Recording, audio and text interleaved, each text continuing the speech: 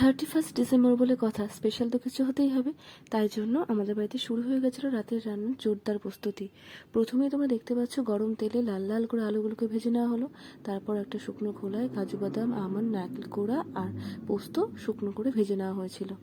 তারপর এদিকে তো পেঁয়াজের বেরেস্তাগুলোও করে নেওয়া হয়েছিল, যেটা দুপুরবেলায় করা হয়েছিল, কিন্তু আমি তখন ভিডিও আর এদিকে আমার কাজের মধ্যে কাজ ছিল ধনে পাতাগুলোকে কেটে দেওয়া, সেগুলোই আমি করছিলাম।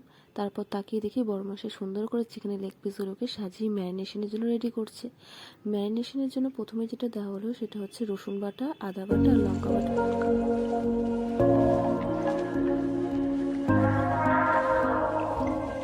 তারপরে দেওয়া হবে ধনে গুঁড়ো 2 চামচ। আর সব কিছুই কিন্তু 2 চামচ করেই হবে, কারণ এটা 2 কিলো চিকেন ছিল এখানে। তারপর হলুদ গুঁড়ো 1 চামচ, কাশ্মীরি লঙ্কার গুঁড়ো 3 চামচ। এটা দিয়ে দেওয়ার পরে আমরা দিয়ে দেবো লবণ 2 চামচ।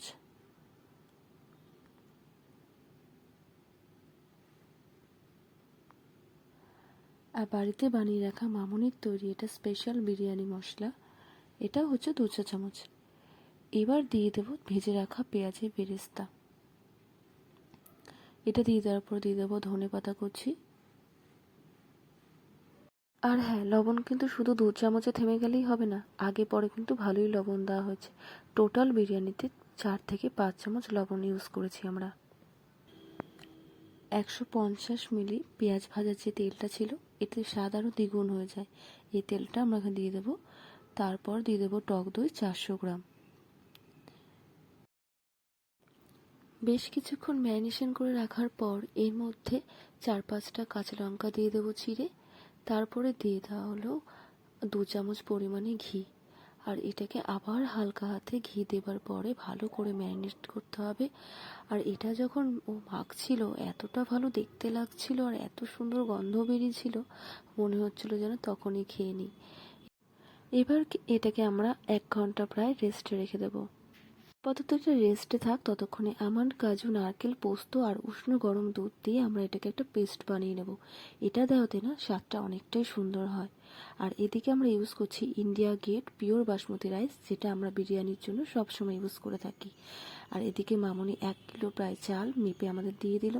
আমি এবার এটাকে আস্তে আস্তে করে হালকা হাতে ধুয়ে নেব। চালটা সবসময় হালকা হাতে ধুয়ে নেওয়াই ভালো, চালে অনেক রকম নোংরাও থাকে। আচ্ছা, যাই হোক, তারপরে আমাদের এদিকে বরমশাই দেখছি রান্না প্রায় বসিয়ে দিয়েছে, কারণ অনেকটাই রাত হয়ে এসছে। প্রায় 1 ঘন্টা এটা ম্যারিনেশন করে রাখা হয়েছিল। রান্নাটা হতে হতে চলুন দেখি ভাতটা কতদূর হলো। হ্যাঁ, ভাতটা হওয়ারও কিন্তু এক সিস্টেম রয়েছে। প্রথমে যখন প্রথম লেয়ারটার জন্য আমরা ভাতটা করছিলাম, সেটা হচ্ছে 60% চাল হবে, এরকমভাবে করতে হবে। আর সেকেন্ড লেয়ারটা দেওয়ার জন্য ওটাকে 80% চালটা হবে, সেই রকমভাবেই চালটাকে ফোটাতে হবে। চালটা হয়ে গেলে পরে এবার আস্তে আস্তে আমরা লেয়ারটা দেওয়া শুরু করব।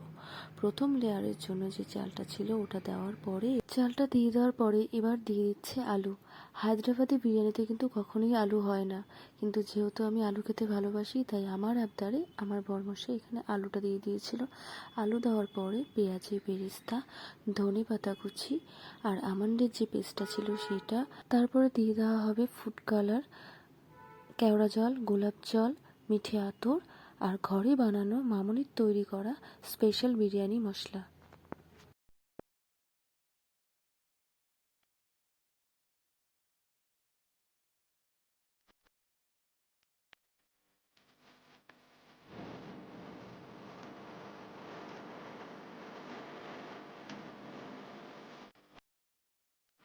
প্রথম লেয়ারটা দিয়ে দেওয়ার পর এবার সেকেন্ড লেয়ারটা সেম প্রসেসেই দেওয়া হবে, যা যা দেওয়া হয়েছিল সেম তাই।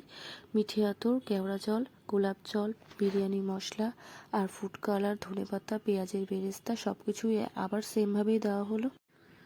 আর আজকে যে পুরো রান্নাটা মানে হায়দ্রাবাদি চিকেন বিরিয়ানি, এটা কিন্তু পুরোটাই আমার হাজবেন্ড মানে ও করেছে।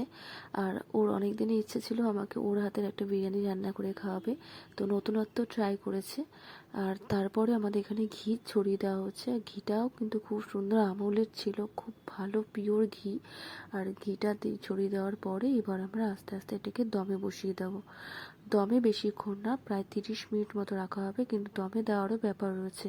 প্রথম ভালো উষ্ণ আছে 15 মিনিট, তারপরে 10 মিনিট রেখে দেওয়ার পরে আবার যখন এটাকে বন্ধ করে দেওয়া হবে, গ্যাসটা বন্ধ করে রাখার পরে 10 মিনিট।